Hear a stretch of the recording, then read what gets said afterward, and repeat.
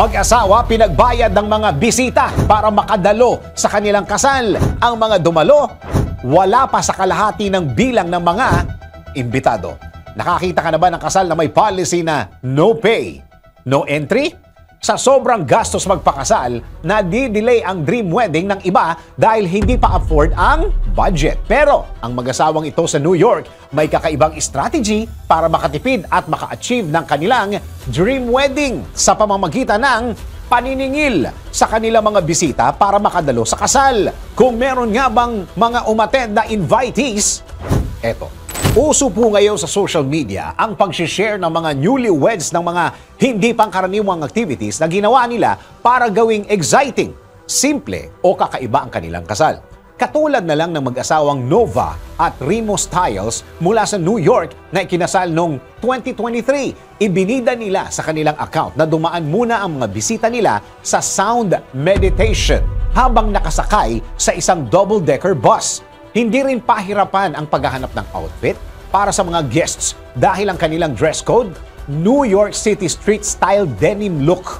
Ang goal ng mag-asawa ay maging komportable ang mga guests dahil inabot ng 12 oras ang kasal. Tagal. Nakakabilib man ang hindi nila pagsunod sa tradisyon, naging usap-usapan naman ang mga ito dahil sa paniningil nila sa mga bisita. Sa katunayan, 350 ang imbitado sa kasal pero 6 na pulang, 60 lang ang dumalo.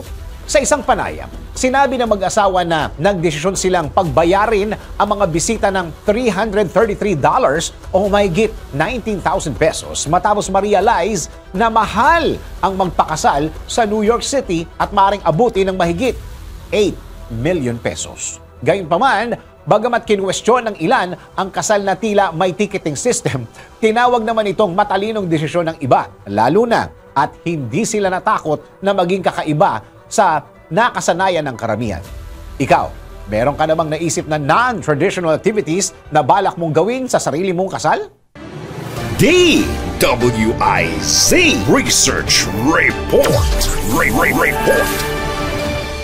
Thank you for watching. Tuloy lang ang panonood at pakikinig ng tamang balita sa DWIZ News, DWIZ News FM Regional, DWIZ News TV, Aliw Channel 23, nationwide. Mag-follow, like, subscribe, at i-share ang aming mga social media accounts.